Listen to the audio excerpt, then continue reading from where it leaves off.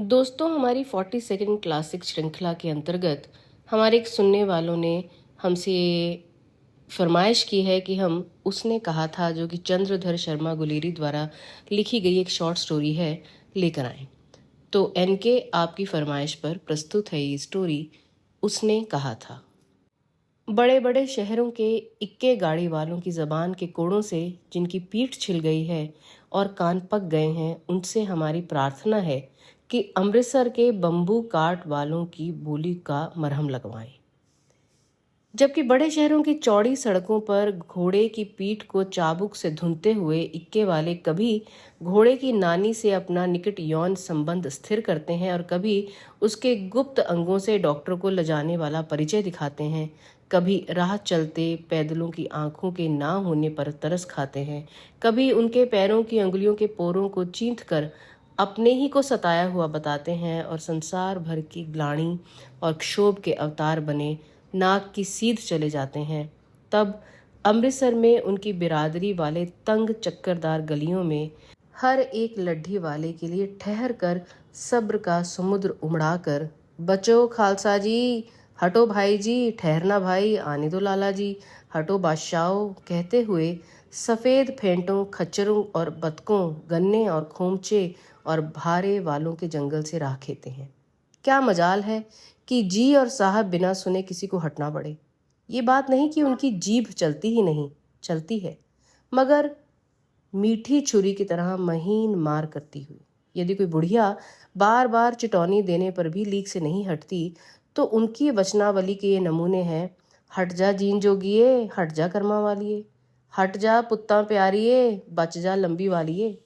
समष्टि में इसका अर्थ है कि तू जीने योग्य है, तू भागे वाली है, पुत्रों को प्यारी है, लंबी उम्र तेरे सामने है, तू क्यों मेरे पहिए के नीचे आना चाहती है, बच जा। ऐसे बम्बू काट वालों के बीच में होकर एक लड़का और एक लड़की चौक की दुकान पर आ मिले। उसके बालों और उसके ढीले सुथने से जान पड़ता था कि दोनों सिख हैं। वे अपने मामा के केश धोने के लिए दही लेने आया था और ये रसोई के लिए बढ़िया। दुकानदार एक परदेशी से गुथ रहा था जो शेर भर गीले पापड़ों की गड्ढी गिने बिना हटता नहीं था। तेरा घर कहाँ है? मगरे में। और तेरा? मांझी में। यहाँ कहाँ रहती है? अतर सिंह की बैठक में। वे मेरे मामा होते हैं। मैं भी मामा के यहाँ आया हूँ। उनका घर गुरु बाजार में है। इतने में दुकानदार निपटा और इनका सौदा देने लगा। सौदा लेकर दोनों साथ साथ चले। कुछ दूर जाकर लड़के ने मुस्कुराकर पूछा, तेरी कुड़माई हो गई? इस पर लड़की कुछ आंखें चढ़ाकर धत कहकर दौड़ गई और लड़का मुंह देखता रहा। दूसरे तीसरे दिन सब्जी वाले के यहाँ या दूध वाले के यहाँ अकस्मात दोनों मिल जाते। महीना भर यही हाल रहा। 2-3 बार लड़के ने फिर पूछा, तेरी कुड़माई हो गई? और उत्तर में वही धत मिला। एक दिन जब फिर लड़के ने वैसी ही हंसी में चिढ़ाने के लिए पूछा, तो लड़की लड़के की संभावना के विरुद्ध बोली, हाँ हो गई। कब? कल। देखते नहीं ये रेशम से कड़ा हुआ सालू? लड़की भाग गई। लड़के ने घर की सीध ली। रास्ते में एक लड़के को मोरी में ढकेल दिया, एक छावड़ी वाले की दिन भर की कमाई खोई, एक कुत्ते को पत्थर मारा और गोभी वाले ठेले में दूध उड़ेल दिया। सामने नहाकर आती हुई किसी वैष्णवी से टकराकर अंधे की उपाधि पाई, तब कहीं घर पहुंचा। होश में आओ, कयामत आई है और लपटन साहब की वर्दी पहनकर आई है। क्या? लपटन साहब यहाँ तो मारे गए हैं या कैद हो गए हैं? उनकी वर्दी पहनकर कोई जर्मन आया है। सूबेदार ने इसका मुंह नहीं देखा, मैंने देखा है और बातें की हैं। सोहरा साफ उर्दू बोलता है, पर किताबी उर्दू, और मुझे पीने को सिगरेट दिया है। तो अब मारे गए। धोखा है। सूबेदार कीचड़ में चक्कर काटते फिरेंगे और यहाँ खाई पर धावा होगा, उधर उन पर खुले में धावा होगा। उठो, एक काम करो, पलटन में पैरों के निशान देखते देखते दौड़ जाओ। अभी बहुत दूर नहीं गए होंगे। सूबेदार से कहो कि एकदम लौट आए। खंदक की बात झूठ है। चले जाओ, खंदक के पीछे से ही निकल जाओ। पत्ता तक ना खुड़के, देर मत करो। हुक्म तो ये है कि यहीं ऐसी तैसी हुक्म की मेरा हुक्म है। जमादार लहना सिंह जो इस वक्त यहाँ सबसे बड़ा अफसर है, उसका हुक्म है। मैं लपटन साहब की खबर लेता हूँ। पर यहाँ तो तुम 8 ही हो। 8 नहीं, 10 लाख। एक एक अकालिया सिख 1.25 लाख के बराबर होता है। चले जाओ। लौटकर खाई के मुहाने पर लहना सिंह दीवार से चिपक गया। उसने देखा कि लपटन साहब ने जेब से बेल के बराबर 3 गोले निकाले। तीनों को जगह जगह खंदक की दीवारों में घुसेड़ दिया और तीनों में एक तार सा बांध दिया। तार के आगे सूत की गुत्थी थी जिसे सिगड़ी के पास रखा।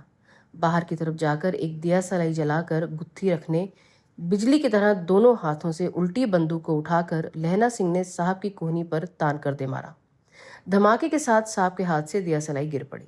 लहना सिंह ने एक कुंदा साहब की गर्दन पर मारा और साहब आंख मीन गाट कहते हुए चित्त हो गए।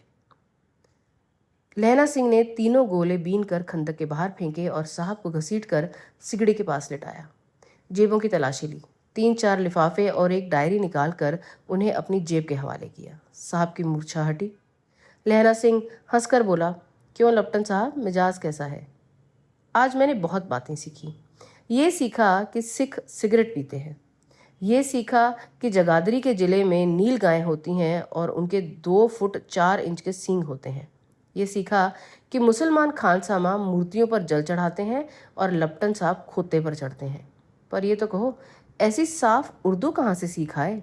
हमारे लपटन साहब तो बिना डैम के 5 लफ्ज़ भी नहीं बोल पाते हैं। लहना सिंह ने पतलून की जेबों की तलाशी नहीं ली थी। साहब ने मानो जाड़े से बचने के लिए दोनों हाथ जेब में डाले।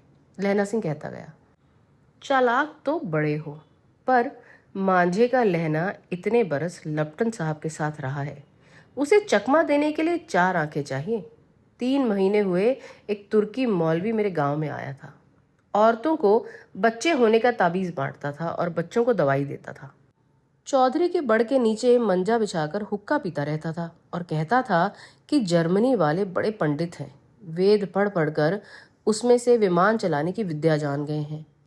गौ को नहीं मारते। हिंदुस्तान में आ जाएंगे तो गौ हत्या बंद कर देंगे।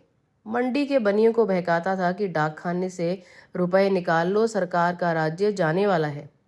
डाक बाबू पोलू राम भी डर गया था। मैंने मुल्ला की दाढ़ी मूंड दी थी और गांव से बाहर निकालकर कहा था कि जब मेरे गांव में पैर रखा ना। साहब की जेब में से पिस्तौल चला और लहना की जांघ में गोली लगी। इधर लहना की हेनरी मार्टिन के 2 फायरों ने साहब की कपाल क्रिया कर दी। धड़ाका सुनकर सब दौड़ आए। बोधा चिल्लाया, क्या है? लहना सिंह ने उसे तो ये कह दिया कि एक हड़का कुत्ता आया था, मार दिया, और औरों से सब हाल कह दिया। बंदूकें लेकर सब तैयार हो गए। लहना ने साफा फाड़कर घाव के दोनों तरफ पट्टियां कसकर बांधी। घाव मांस में ही था। पट्टियों के कसने से लहू बंद हो गया। इतने में 70 जनमन चलाकर खाई में घुस पड़े। सिखों की बंदूकों की बाढ़ ने पहले धावे को रोका, दूसरे को रोका, पर यहाँ थे 8 और वे 70। अपने मुर्दा भाइयों के शरीर पर चढ़कर जर्मन आगे घुसाते थे। अचानक आवाज आई, वाहेगुरु जी का खालसा, वाहेगुरु जी की फतेह, और धड़ाधड़ बंदूकों के फायर जर्मनों की पीठ पर पड़ने लगे। ऐन मौके पर जर्मन 2 चक्कों के पाटों के बीच में आ गए। पीछे से सूबेदार हजारा सिंह के जवान आग बरसाते थे और सामने से लहना सिंह के साथियों के संगीन चल रहे थे। पास आने पर पीछे वालों ने भी संगीन पिरोना शुरू कर दिया। एक किलकारी और, अकाल सिखा दी फौज आई, वाहेगुरु जी दी फतेह, वाहेगुरु जी दा खालसा, सत श्री अकाल, और लड़ाई खत्म हो गई। 63 जर्मन या तो खेत रहे थे या करा रहे थे। सिखों में 15 के प्राण गए। सूबेदार के दाहिने कंधे में से गोली आर पार निकल गई। लहना सिंह की पसली में एक गोली लगी। उसने घाव को खंदक की गीली मिट्टी से पूर लिया और बाकी का साफा कसकर कमर बंद की तरह लपेट लिया। किसी को खबर नहीं हुई कि लहना के दूसरा घाव भारी घाव लगा है। लड़ाई के समय चांद निकल आया था, ऐसा चांद जिसके प्रकाश से संस्कृत कवियों का दिया हुआ क्षयी नाम सार्थक होता था। और हवा ऐसे चल रही थी जैसे कि बाण भट्ट की भाषा में दंत विनो पदेशाचार्य कहलाती। वजीरा सिंह कह रहा था कि कैसे मन भर फ्रांस की भूमि मेरे बूटों से चिपक रही थी जब मैं दौड़ा दौड़ा सूबेदार के पीछे गया था।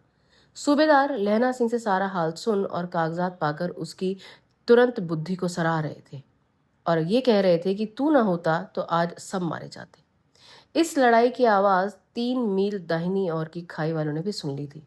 उन्होंने पीछे टेलीफोन कर दिया था। वहां से झटपट 2 डॉक्टर और 2 बीमार ढोने की गाड़ियां चली, जो कोई 1.5 घंटे के अंदर यहाँ पहुंची। फील्ड अस्पताल नजदीक था। सुबह होते होते वहां पहुंच जाएंगे, इसलिए मामूली पट्टी बांधकर एक गाड़ी में घायल लिटाए गए और दूसरी में लाशें रखी गई। सूबेदार ने लहना सिंह की जांघ में पट्टी बंधवानी चाहिए। बोध सिंह ज्वर से कराह रहा था, पर उसने ये बात कहकर टाल दिया कि थोड़ा घाव है, सवेरे देखा जाएगा। वह गाड़ी में लिटाया गया। लहना को छोड़कर सूबेदार जाते नहीं थे। ये देख लहना ने कहा, तुम्हें बोधा की कसम है और सूबेदार ने जी की सौगंध है, तुम इस गाड़ी में चले जाओ। और तुम मेरे लिए वहां पहुंचकर गाड़ी भेज देना। और जर्मन मुर्दों के लिए भी तो गाड़ियां आती होंगी। मेरा हाल बुरा नहीं है, देखते नहीं हो मैं खड़ा हूं। वजीरा सिंह मेरे पास है ही। अच्छा, पर बोधा गाड़ी पर लेट गया है, भला आप भी चढ़ जाओ। और सुनिए तो, सूबेदारनी होरों को चिट्ठी लिखो तो मेरा मत्था टेकना लिख देना, और जब घर जाओ तो कह देना कि मुझे जो उन्होंने कहा था वह मैंने कर दिया। गाड़ियां चल पड़ी थी। सूबेदार ने चढ़ते चढ़ते लहना का हाथ पकड़कर कहा, तूने मेरे और बोधा के प्राण बचाए हैं। लिखना कैसा, साथ ही घर चलेंगे। अपनी सूबेदारनी से तो खुद ही कह देना। उसने क्या कहा था? अब आप गाड़ी पर चढ़ जाओ। मैंने जो कहा है वह लिख देना और कह भी देना। गाड़ी के जाते ही लहना लेट गया। वजीरा पानी पिला दे और मेरा कब्रबंद खोल दे, तर हो रहा है। मृत्यु के कुछ समय पहले स्मृति बहुत साफ हो जाती है। जन्म भर की घटनाएं एक एक करके सामने आती हैं। सारे दृश्यों के रंग साफ होते हैं। समय की धुंध बिल्कुल उन पर से हट जाती है। लहना सिंह 12 वर्ष का है। अमृतसर में मामा के यहाँ आया हुआ है। दही वाले के यहाँ, सब्जी वाले के यहाँ, हर कहीं उसे 8 साल की लड़की मिल जाती है।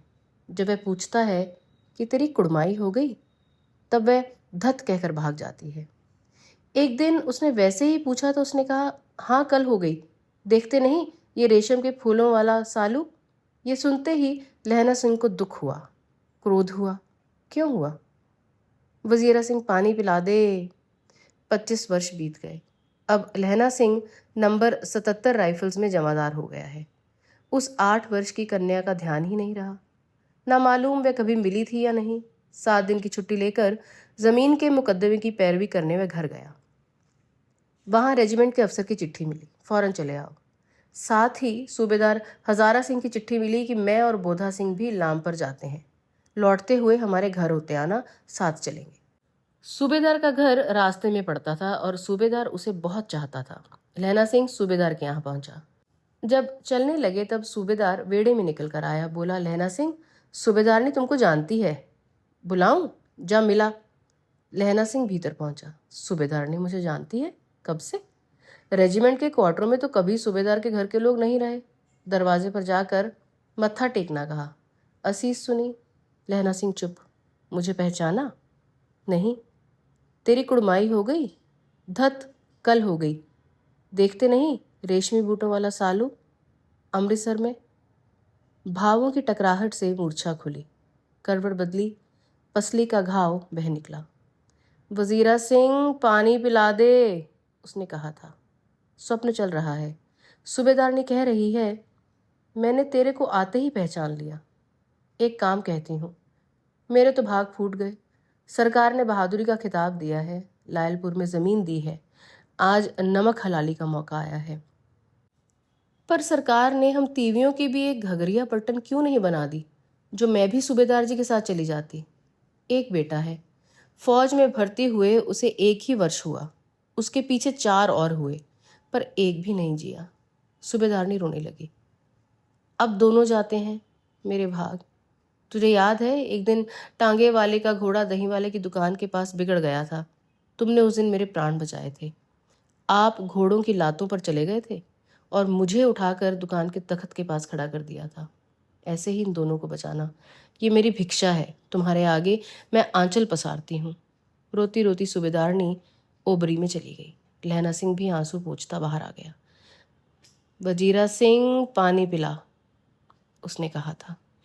लहना का सिर अपनी गोद में रखे वजीरा सिंह बैठा है। जब मांगता है तब पानी पिला देता है। आधे घंटे तक लहना फिर चुप रहा। फिर बोला, कौन? कीरत सिंह? वजीरा ने कुछ समझकर कहा, हाँ। भैया मुझे और ऊंचा कर लो, अपने पट पर मेरा सिर रख लो। वजीरा ने वैसे ही किया। हाँ अब ठीक है, पानी पिला दे बस। अब के हाड़ में ये आम खूब फलेगा। चाचा भतीजा दोनों यहाँ बैठकर आम खाना। जितना बड़ा तेरा भतीजा है उतना ही बड़ा ही आम। जिस महीने उसका जन्म हुआ था उसी महीने मैंने उसे लगाया था। वजीरा सिंह के आंसू टप टप बह रहे थे। कुछ दिनों पीछे लोगों ने अखबार में पढ़ा, फ्रांस और बेल्जियम 67वीं सूची, मैदानों में घाव से मरा नंबर 77 सिख राइफल्स, जमादार लहना सिंह। दोस्तों, आज की हमारी मुलाकात को अब यहीं समाप्त करते हैं। आशा करती हूँ कि आपको ये कहानी पसंद आए। मैं हूँ आपकी दोस्त रोशनी और आप सुन रहे हैं शॉर्ट स्टोरीज विद रोशनी।